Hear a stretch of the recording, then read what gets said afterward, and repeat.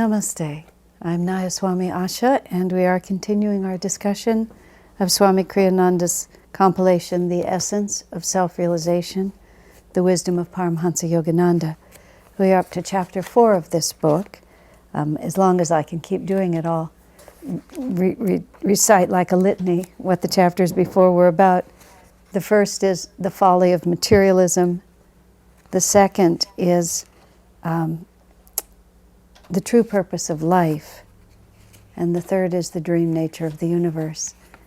And these are all building together. We start from one point of view and then we gradually build a whole worldview here. And our chapter this week is called The Soul and God. A very interesting chapter. It doesn't have a lot of entries in it. But what Master's trying to establish, last week we talked at great length about the dream nature of the universe, how the process, the definition of the spiritual path is to be able to live and perceive a deeper reality than the obvious.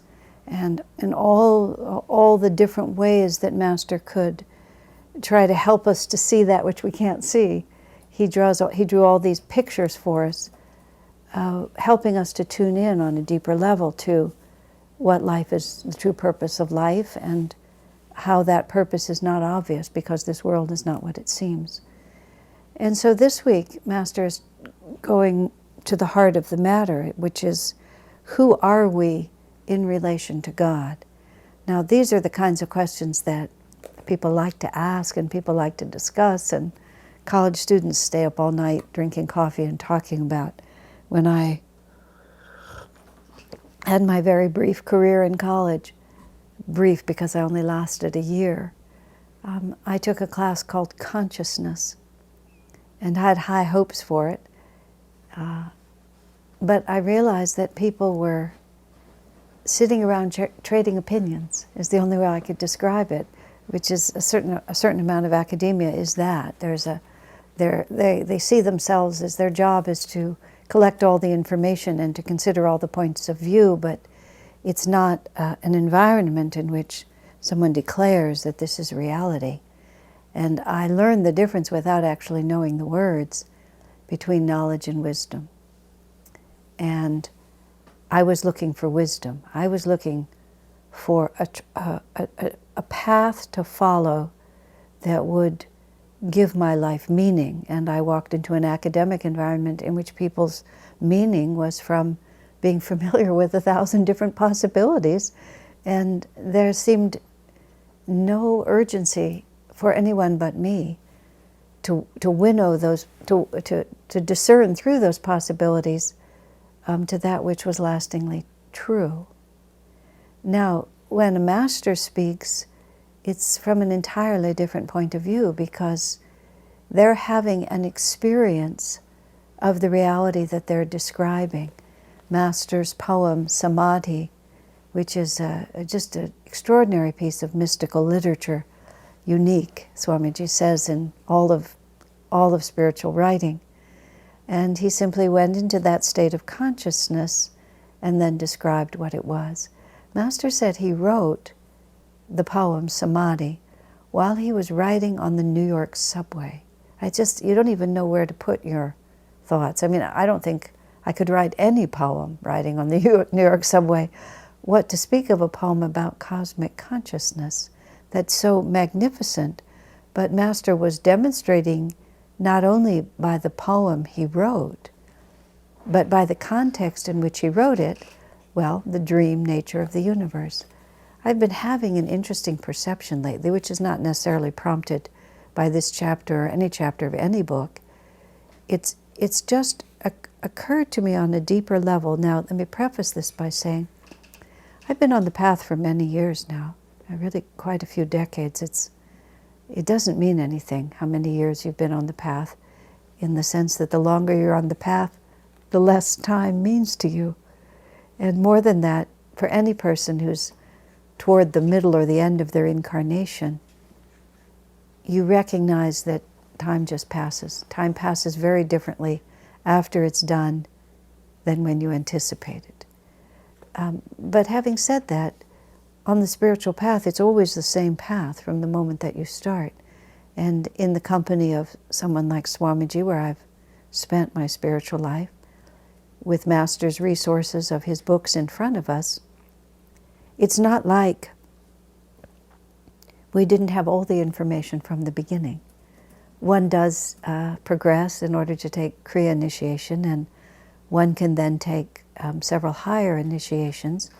But even that is not like a complete shocking revelation about a new aspect of the spiritual path. This isn't a mystery school in which the mysteries are revealed to us one by one.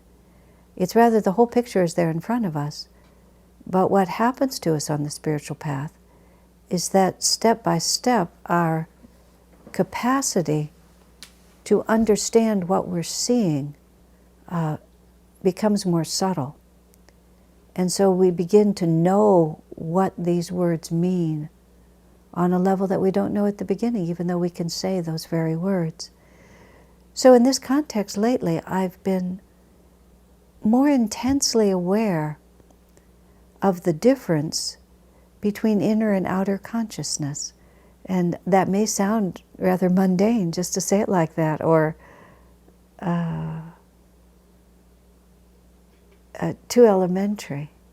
I remember a friend of mine came to me once and said, when you pray intently to God, God will answer. And I was not tuning in to how seriously she meant it, and I said a little bit flippantly, well, that's rather fundamental to the spiritual path, isn't it? But she looked at me very seriously and she said, no, Asha, I really mean it. And the difference between really knowing that that's true, because it's become your inner reality, and merely being able to say that's true because you believe it's true, are really two entirely different experiences. Okay. The thread I was following was the difference between inner reality and outer consciousness.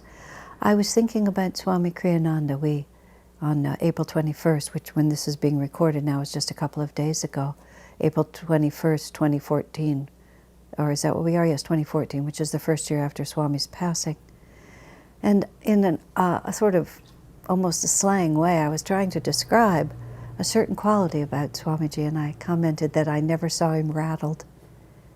And it's not that I never saw him have deep experiences of different kinds of feelings, but I never saw him confused about what was going on, or about who he was or how he should respond to life.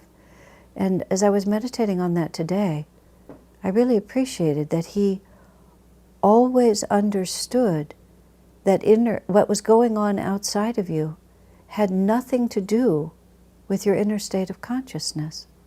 I mean, that's really quite a powerful statement when you meditate on that deeply. Up until this time, I've tended to think of it in terms more of, I can make my inner state of consciousness independent of outer circumstances. As Master says, if you choose to be happy, nothing on earth can make you unhappy. And the reverse is also true. If you choose to be unhappy, nothing can make you happy. In other words, you choose your state of consciousness by an act of will or an act of attunement. And you don't have to be subject to what's going on around you. To stand unshaken amidst the crash of breaking worlds is how Master put it dramatically, and we've often quoted that. But suddenly it's moved a step further than that, which is our inner consciousness is always the same. And we leave that inner consciousness to get snarled up in all the things that are happening to us, and we lose touch with who we actually are. And then we float and we get bounced about and we struggle to come back to center. But nothing has ever actually touched the core. Wherever we are in time and space, whether we're in the astral world, in the physical world, our essential nature remains the same. Now, in this particular chapter, I mean, the implications of that, let me just finish for that. It's not that I've been able to be different, but I see a much wider doorway through which the devotee can walk, and a much greater potential for freedom than I knew was there. This is the extraordinary fun of the spiritual path, is that you never finish. Just when you're on the edge of thinking you have a couple of little things under your belt, it's just you realize that what you thought was the whole picture was just a tiny corner. And when you lift it, all the rest of this begins to cascade in front of you. It's really extraordinarily joyful.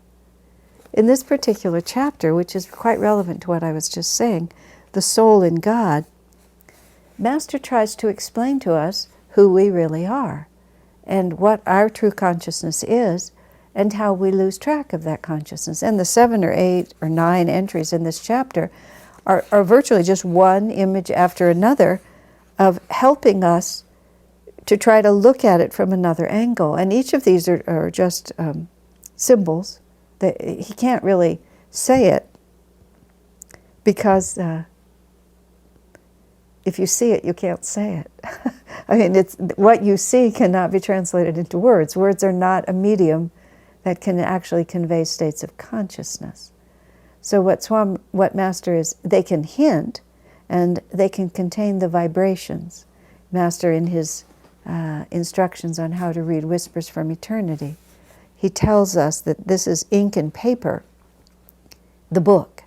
But if we penetrate through the ink and paper, we will feel the vibrations of the living consciousness that experienced the states of realization that have now been translated and step down to be ink and paper. But the ink and paper is a doorway to those states of consciousness. It is not in itself that state of consciousness, but it will take you to it. So Master, in giving us all these different images about how to understand ourselves, our little individual selves in relation to the infinite, is giving us something to meditate on, really. Just to go deep with our own concentration into the images that he's offering, and then see if by that attunement we can actually move into a state of realization in relation to it. So the first one he talks about is the ocean and the waves. Let me just, and what he's talking about here, whenever we think of the ocean and the waves, there's a natural thought in the human mind to think that the higher, the bigger the wave, the more powerful the entity is. And when you're talking about the waves in the ocean, in terms of the soul and God, the image actually reverses. Because the ocean of spirit, the whole ocean, is our true reality. And what happens to us is that we become, as Master writes in this image, the storms of delusion. And the storms of delusion are our desires, our longing for fulfillment, our human attachments, our the pleasures we find through the body, our attraction to power, to position, to fame, all these different things. These are the storms of delusion. There's the calm contentment of our own inner self, just being at peace with the reality, with our divine reality. And then delusion comes, and it starts attracting us. As Swamiji put it, or Master in another context, it's not here yet, the light actually shines from within us. The light is within us. We are ourselves a channel for divine light. But that light goes out from us, and the world around us is shiny and reflective, a house of mirrors, sometimes it's called. And so our own enthusiasm, our own light, goes out and is reflected back to us, and we think the source of that light is outside of us. We think the source of that light is the admiration we receive from people, our own attractive reflection in the mirror, what we can do with money, what we can do with self-expression, the car that we can drive, the places we can go to. It's tinfoil reflecting back the light that we're giving it, but we think that the shiny object is the source. And so from being content within ourselves, we become extremely interested in all those shiny objects out there. Babies do it from the instant they're born. The instant they're born, they start reaching. They reach out for the hands of those who are taking care of them. They move out from themselves. And we just keep doing that our whole incarnation until it occurs to us to look within. So the image of the waves is that the ocean gets stirred up by the ocean of spirit, which is us, where we're resting in peace, gets stirred up by the storm of delusion. And we begin to reach, and we begin to push, and we begin to push upward and outward away from our source. We begin to look out from ourselves for our fulfillment instead of into our own hearts for our fulfillment. And the higher the wave is pushed, the more distance it actually is from the whole ocean. And when one wave gets up, it begins to, as Master puts it here, it begins to vie for position with the other waves. And they crash into each other. And life becomes, as Master said, the more you define yourself as separate from the whole ocean of spirit, it just becomes a constant competition with all the other waves for supremacy. And of course the folly of it is obvious, because no wave can remain elevated forever. Eventually, the ocean itself, there's the law of the holding it, the way water interacts with itself. The waves are always pulled back. And that's the pull that we're always feeling. We're trying to find our fulfillment outside of our true source, and yet the source is also constantly whispering to pull us back. And Master says in here, and it's very sweet, he says, spiritually developed people no longer vie together against one another for position, but splash about happily in cheerful harmony with one another, with nature, and with God. When he wrote that, I thought, well, that's what a spiritual community is that instead of competing with each other, we cooperate with each other. Swamiji, Master used to say, if there's 1,000 people and you have 999 enemies, why not have 999 friends? Why not look at everyone as your companion in truth instead of the one who's trying to take away from you your fulfillment? Well, of course, society as a whole is set up on the basis of competition. And in fact, the way we educate children, and the more elite you get in your education or in the corporate world, people tell you that competition is the way to succeed and to think about being better than the people around you and getting an advantage over the people around you. It's ignorance is enshrined now as wisdom. It's a very foolish society in many ways. And simultaneously is this growing awareness, and manifested quite powerfully, I have to say, through the communities of Ananda and the ideal of spiritual communities, which Master himself advocated with great commitment, is that no, this is a much better way to live. When people ask us, how do you keep interpersonal harmony in the Ananda communities, and everybody thinks it's so difficult to do, because if egos are vying against one another, they will inevitably clash. But once your whole worldview shifts and your thinking instead is to harmonize with a greater reality, and even when you get many, many people together, when all are trying to harmonize with that greater reality, interpersonal harmony then it's an automatic byproduct, in fact. In many ways, Swamiji himself has been known to remark that communities are really not the point. The point is attunement with God. But if people come together, all trying to be in tune with God, harmonious community is the inevitable byproduct. You don't even have to put any effort into it. It's just naturally what you want. You want to be with like-hearted and like-spirited people and like-minded friends, and you simply work together for a shared ideal. And part of that shared ideal is harmony and respect, and letting your individual wave. Now you have to understand, it's not that you become less yourself. In fact, it's very interesting. The more one becomes established on the spiritual path, the more individualistic, in fact, they actually become. And the secret is this. It was very interesting to me when I first began to understand this. You see, most people live on the periphery of their own consciousness. They take their values, their sense of style, their opinions, they take it from the world around them. They take it from the way they were raised, the culture they were brought up in, the fashion.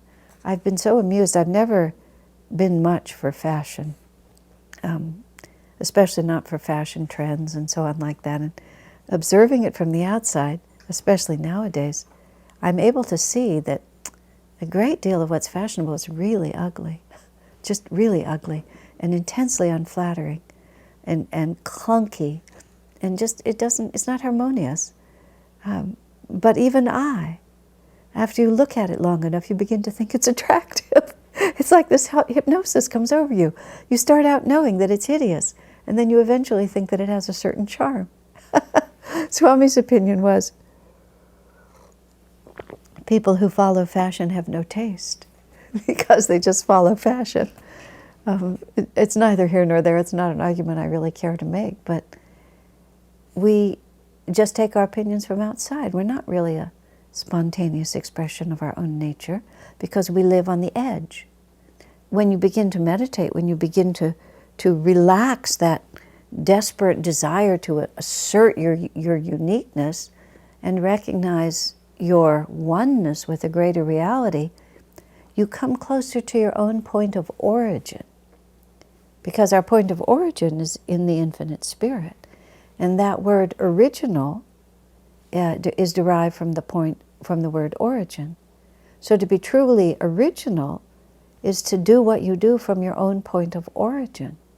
And all really great art and great creative expression and great business innovations, great anything, is when a person is deeply in tune with their own inner reality. Then their work ceases to be imitative and it becomes truly original, even if it's not different. People think original means different, but different is often a reaction to what is. Especially in the art world these days, we're reacting against art used to be beautiful, so now let's make it hideous. But that's not an original expression, that's a reactive expression. You're still being completely controlled by the outside. When art is original, it becomes great. Because the closer you are to your own origin, the closer you are to everyone's origin, to a shared reality. But because the soul is unique, because God made us individual, and as Master puts it, he said, every atom of creation is dowered with individuality, is how he put it. When you get right back to the origin point of all of us, even though we are expressions of one reality, we are unique expressions. And then our work becomes original. Swamiji uses the expression sometimes, the explanation. He says, think about the words, I love you. He said, really, it's the definition of a cliche. You can hardly think of anything that has been said so often. It's those words. He said, but if you speak them to someone from your own heart, with your own consciousness deeply engaged, he said, it always sounds new. It's a beautiful thought, isn't it? From your origin point, if it's really from your heart when you say it, it's like it's never been said before, because it's never been said in quite that way, with quite that meaning.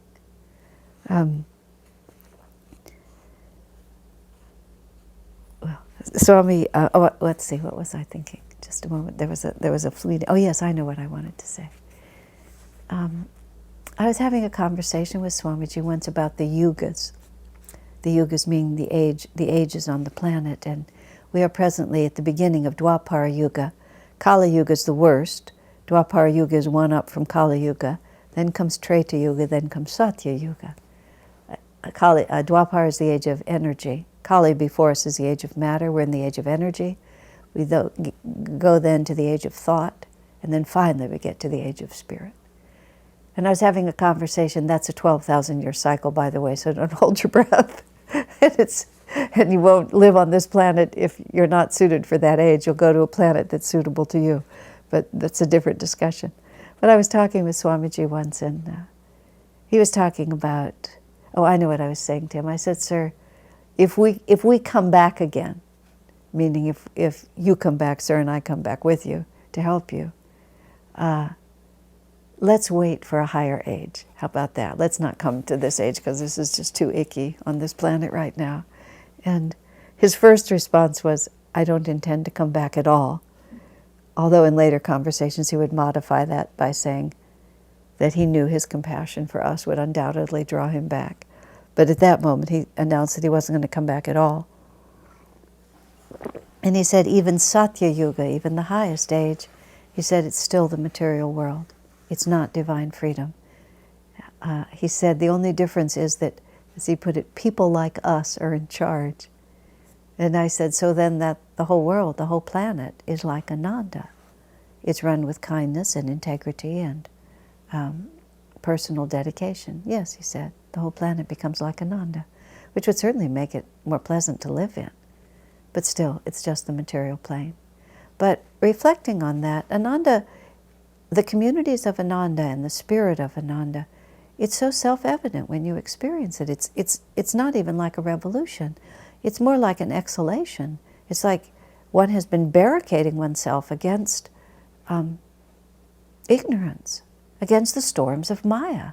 And then you just come into port, where people are living in harmony, in cheerful harmony with one another, with nature, and with God. Now, moving right along, Swami Master then goes on to talk about how, well, once we understand that I, as a wave, am really an expression of the whole ocean, Master speaks humorously about how a person hearing this teaching then just goes cheerfully around and announces, I am God.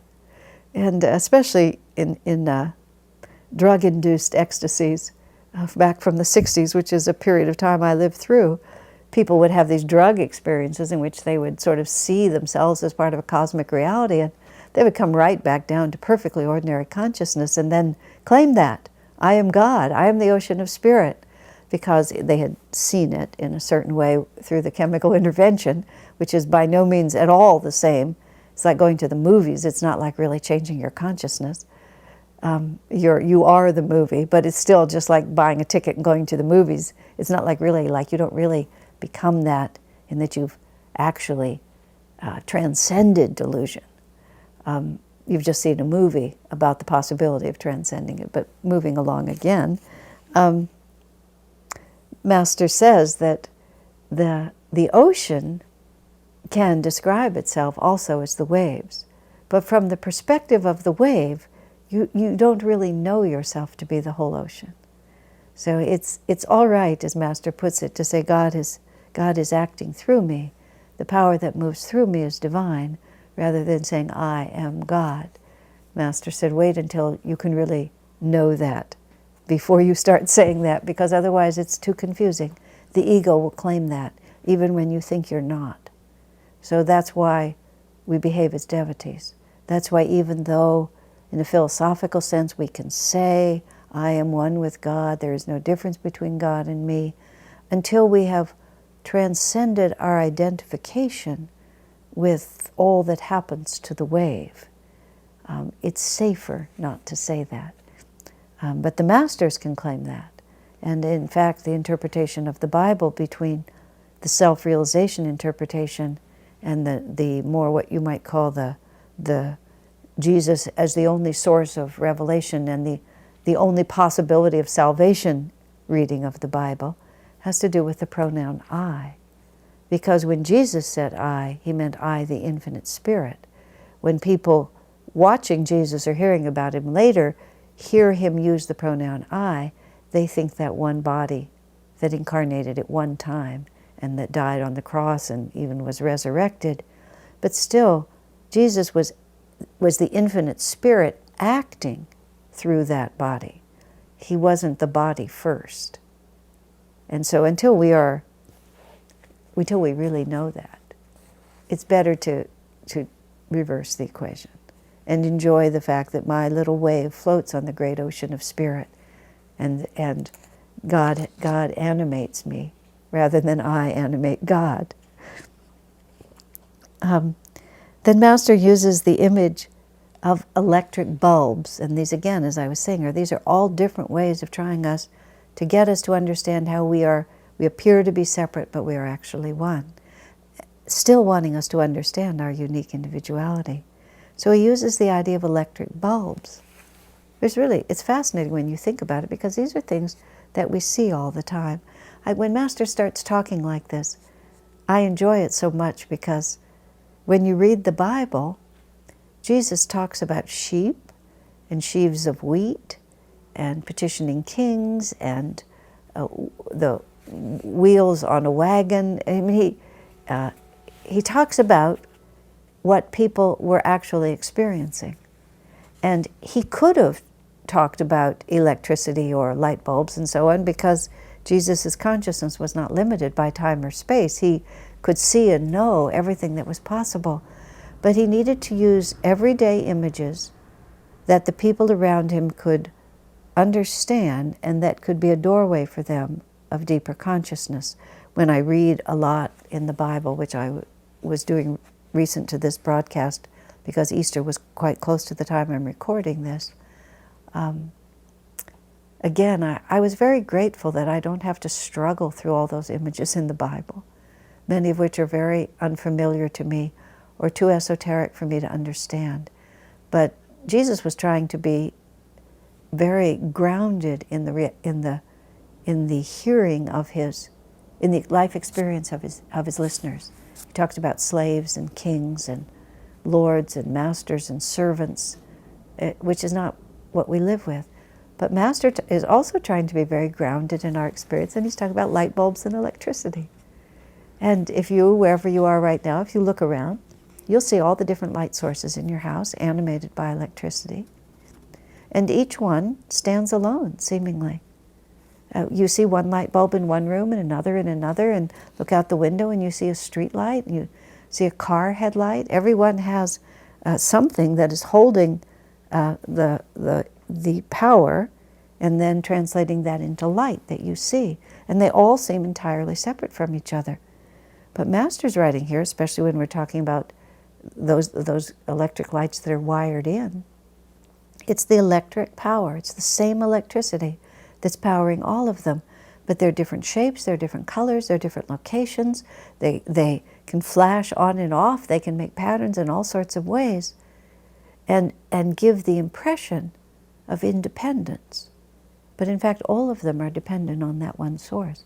Whenever you've been in a blackout, a power shortage, it's just immediate. Oh my goodness, all of those separate lights are actually interconnected, because once that source is gone, they're all gone. And so yet it's one more way both to think about yourself, because you can see yourself as a uniquely colored and shaped bulb illuminating a certain sphere of influence, whatever that sphere of influence might be. But there would be no light flowing through you, or no light flowing through any light bulb, unless that power of electricity was flowing through it also. And so the more deeply we attune ourselves to that source and feel ourselves, instead of being the result, that we're actually the source cause. And the bulb also expresses itself, but my self-definition, I move back all the way to the source. That's the wave identifying with the ocean and then feeling that power coming through you, rather than imagining that it's all your own. And then he talks about the different jets of a gas stove, or the different burners of a gas stove. The power comes in, and they all express differently. And they can be shut off or turned on. And again, you have exactly the same image as the electricity, that you think of all these things as independent, and you look at other people in your lives, and you think they're completely different and separate from you.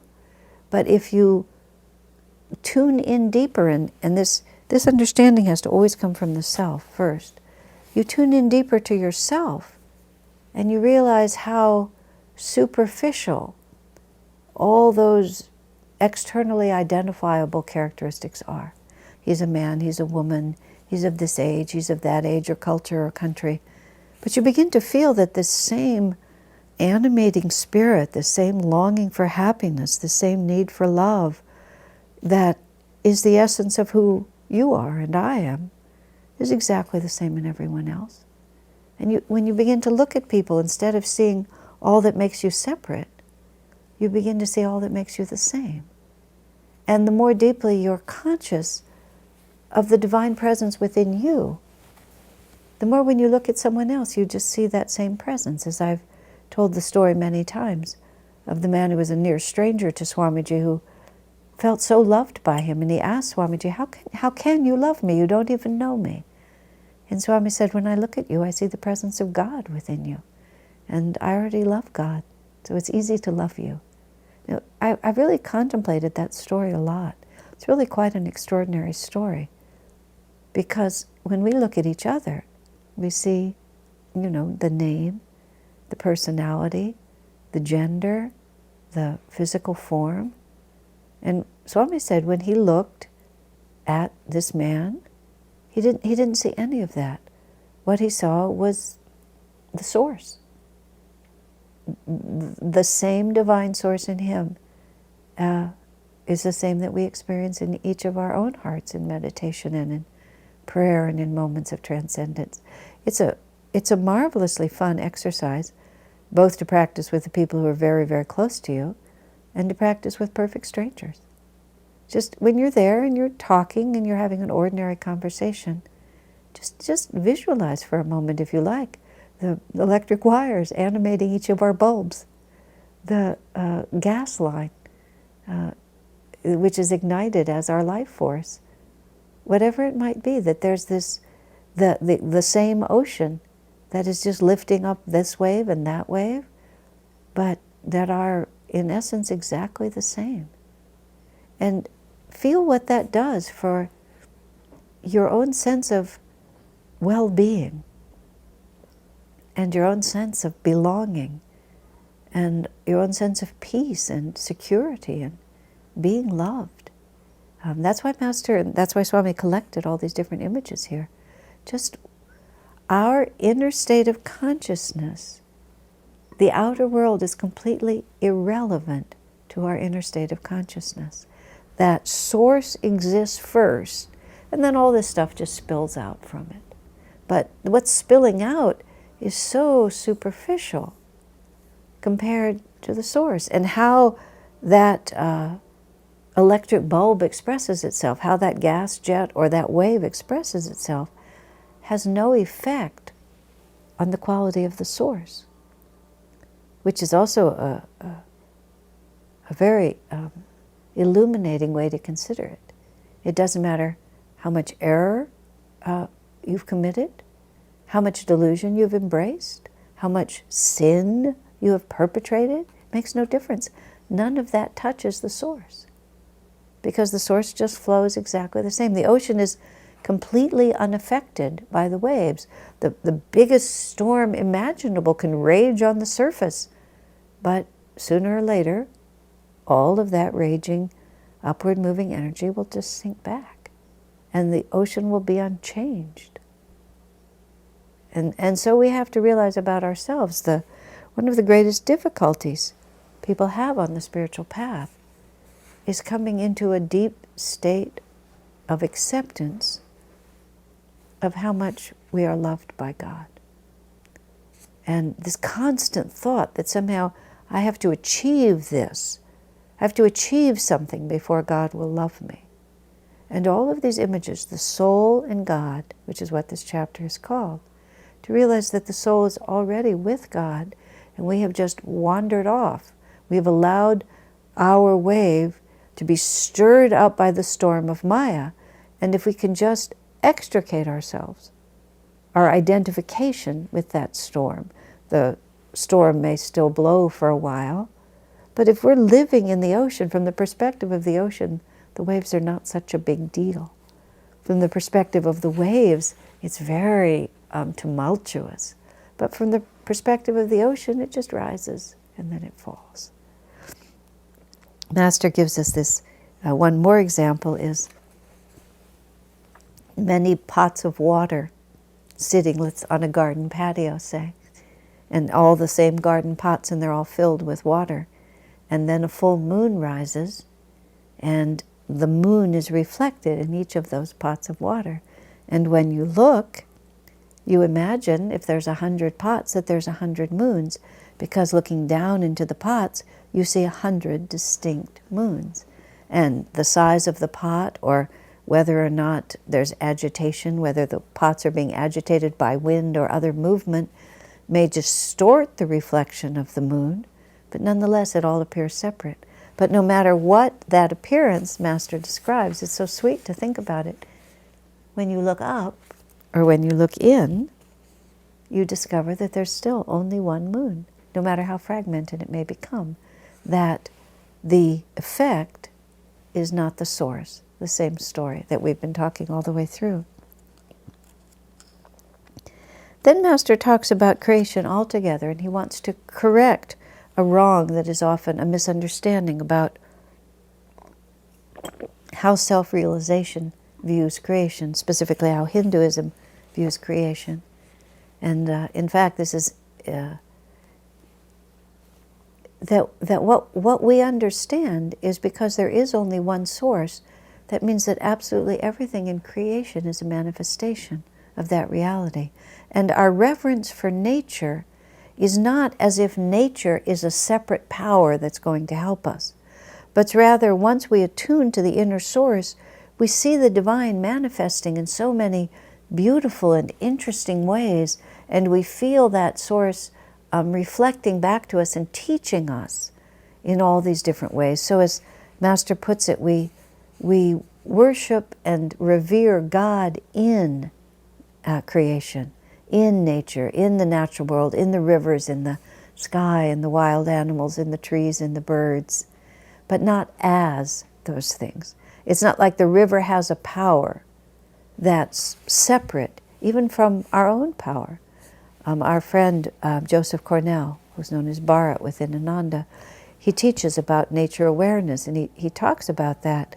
Once we recognize that that nature is an expression of our own inner reality, he said that's when the attunement with nature really begins. And that's how we really attune ourselves rather than merely observe, is that when we recognize this is the same life force, this is just another expression of the same electricity, another different kind of wave on the ocean, and the more we see it all as a whole, the more powerful it becomes. Even St. Francis, whom people think sort of worship nature in a certain sense, he didn't. He saw God expressed through it. He was the first, he brought the message that the divine expresses everywhere. That's what he was trying to say. In the sun, in the moon, in the water, in the fire, everything is an expression of the divine. There is no other animating force. Then Master defines simply what is the ego. And it's a very important question because we're talking about soul, we're talking about God. And ego sort of plays itself out here. Here Master defines ego as the soul attached to the body. He's also defined it, and Swami's also defined it, as the soul identified with the body.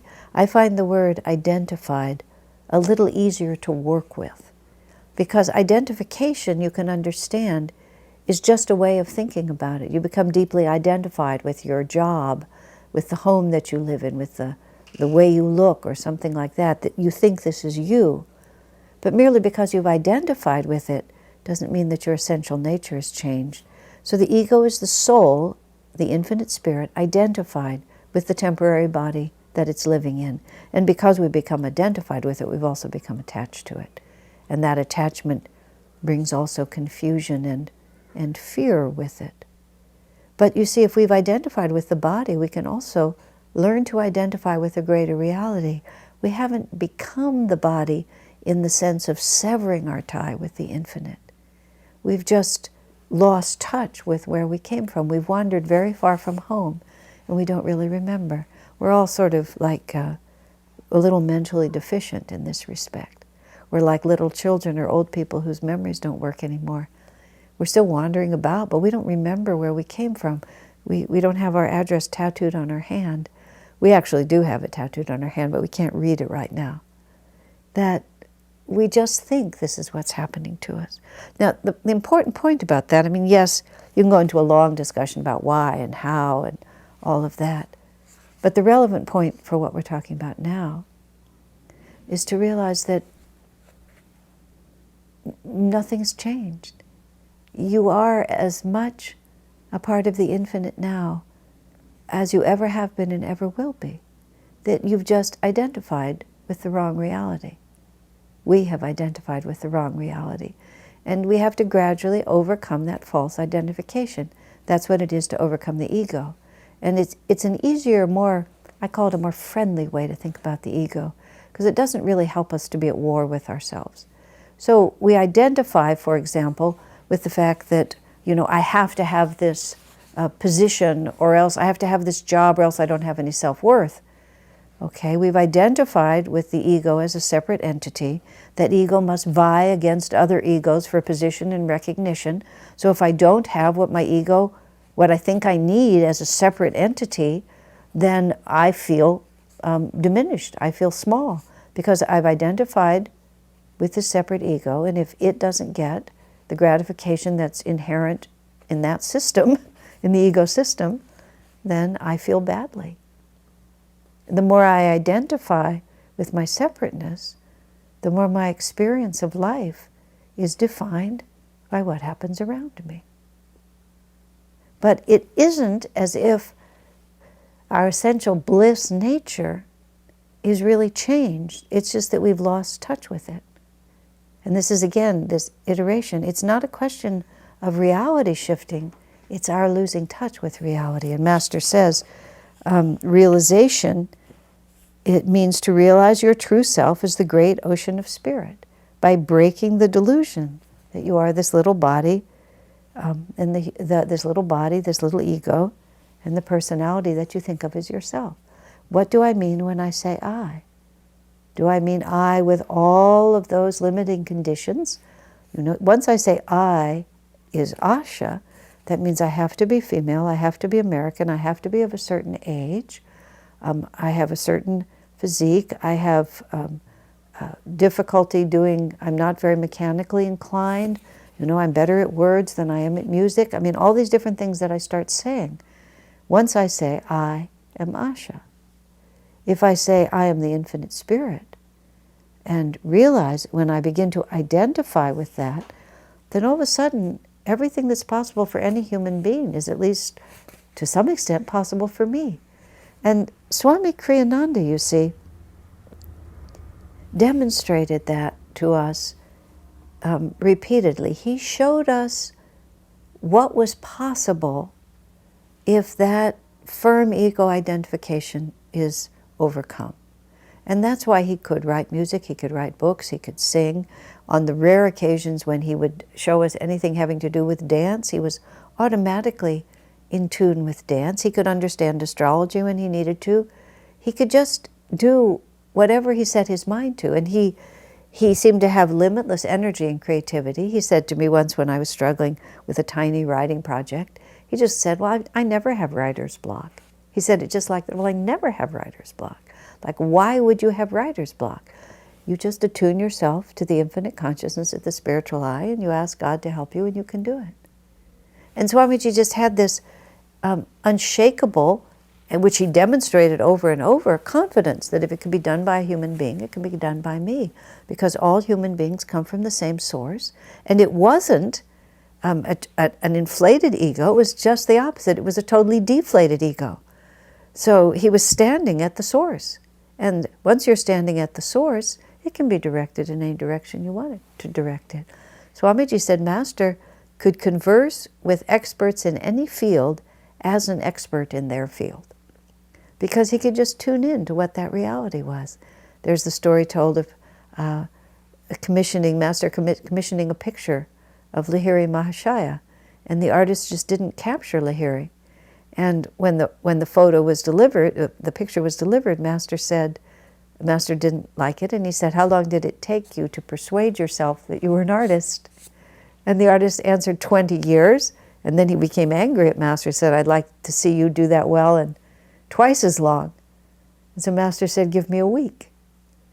And then Master said he just attuned himself to what it meant to be an artist. And he worked at it for a while and then made a beautiful photo, a painting, which he put on display when the artist came back to see it and didn't tell him who it was, who had done it. And the artist looked at the painting and said, well, this is much better than mine. And Master said he was the one who did it. Because if it can be done by any human being, they're just using the same source. We're all the same in our essence. Now, most of us don't have the destiny to be able to do everything. But whatever we're trying to do, we think that the way to do it is to become very tense and try to push our own reality, when the actual truth is, the more we relax back and say, all right, God, how would you like this done? All right, Master, work through me. If this is the project that I have to work on, what is the answer here? If this is the person I have to talk to, what do you want me to say to them? If this is the baby that I have to comfort, help me to understand what this child of mine needs from me. Instead of always be living so much on the periphery, identified so deeply with our own ego that we're always clashing. I was talking to someone recently about getting along with their own grown-up child. And I made the simple suggestion that, you should be interested in what they think instead of always trying to correct it. It's like they just tune you out. Even little children just tune you out. You should be interested in them as a child of God. They are equally the same spirit that you are. There's no difference between you. The more you identify with your ego self, I am the mother, you are the child, I'm the wise one, you're not the wise one, just egos vying against each other, waves on the sea crashing into one another, instead of swimming happily together in happy harmony. It's a tremendously liberating way to live. And the more deeply you can surrender into it, the more free and happy you become, because nothing can ever touch the clear, free, and blissful nature of your own inner self. My samskars of yoga came out when I was a tiny child, and many of you have heard me tell this story, but it's relevant. When I was a little tiny child and my mother scolded me, I was maybe 2 or 3 years old, and it really hurt my feelings. I was a little kid, vulnerable to my mother's scolding, and I deserved it, so I probably felt a little guilty too. And I felt bad. I don't like feeling bad. I like to be happy. I don't like feeling hurt. But I remember that I knew that there was a place inside of me that would be untouched by that hurt. And I consciously, as a little child, and I can see it in my mind's eye, what I was doing, I backed up from this world. I just backed up from this world deeper and deeper into myself. It was the opposite of what is psychologically unhealthy, which is dissociating from your reality. I didn't dissociate from it. It was still with me completely, but I knew that I could get into a deeper, I could get to the source. I could get into a deeper dimension of myself. I wasn't going away from myself. I was getting into a deeper dimension of myself where everything was fine, and then I could look out from there at this experience. And the experience would still be the same, but I would be in a different relationship to it. It's not dulling your awareness, you see. It's expanding your awareness. So it's still there, but it's so small in comparison to who we really are. And that's where I started this discussion, that I'm beginning to appreciate that our inner reality is not merely independent of all that happens, that all that happens is irrelevant. The distinction is clear in my own mind. I don't know if it's communicating or not. We are always the same. I've been reading this fascinating book about Anandamoyi Ma, who was a great saint in India.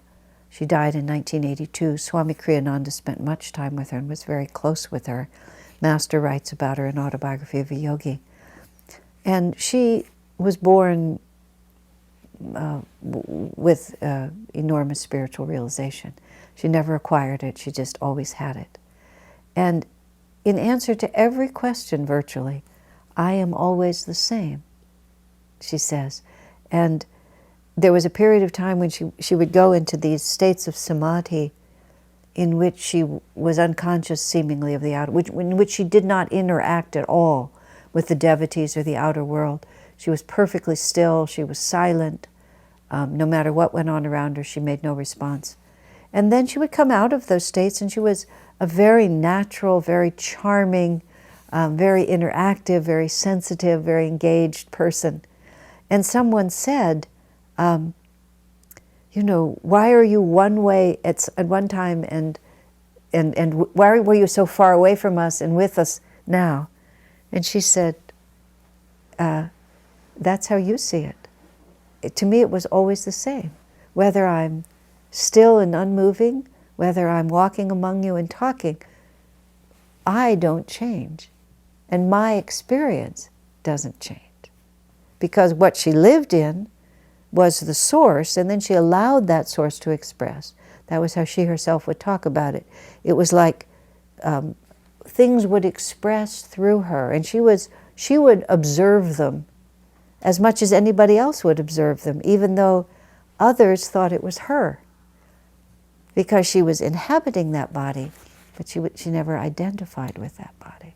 Swami Kriyananda said the same. He did not manifest as Anandamoyi Ma manifested. I mean, his lila, his divine assignment was very different. But he described himself in the same way. He said, nothing, I never allow anything to disturb my peace. That's how he would say it. And that's what I observed in him. Nothing ever disturbed his peace. I was remembering once when we were late, we were having to, this happened more than once, when we'd be going somewhere, we'd be somewhat in a hurry, we'd have to do something, and he had to finish his breakfast. And he would, just without the slightest tension, he would finish his breakfast, he would finish his coffee,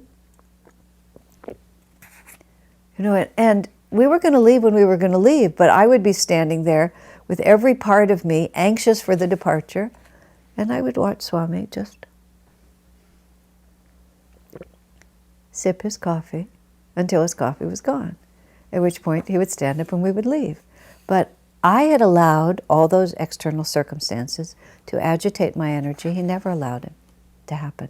He wasn't careless, he wasn't irresponsible, it was just he never moved out of the source. And even when what needed to manifest through him was stern or even sad or puzzled, many different things. It wasn't that he didn't live. He lived completely. But he never identified with what was passing through him. He only identified with the source. That's how he described when he was expelled from SRF in 1962, Self-Realization Fellowship. It was a huge, huge difficulty for his life. And as he said, he lay on the bed in his parents' house where he ended up, praying to die, just staring at the ceiling. I have to skip ahead because I don't have time to explain it at great length. But within a few months he was lecturing and singing because he sort of was almost forced to. And people remarked, oh, what they felt from him was such joy. And he was just astonished because joy was the last feeling he was conscious of. But he said, then when he really thought about it more deeply, he realized that underneath everything, that joy had always been with him and had been untouched by anything that had gone on around him. He had been concentrating at that period of time on another reality, but he said even in the midst of that, he could still feel that source was there. Now, that's what we're looking for. That's where we're trying to go. Let me just thinking. And then Master says the last one that I hadn't yet spoken of. He just says, just like the ocean eventually takes every wave back into itself, no matter how far that wave goes. He said, so it is that the great ocean of divine love is always embracing us and is always going to pull us back into its divine heart. And whether that happens easily, quickly, or effortlessly, that's the soul's part in relationship to God. And the story is not finished until that final union takes place. Joy to you.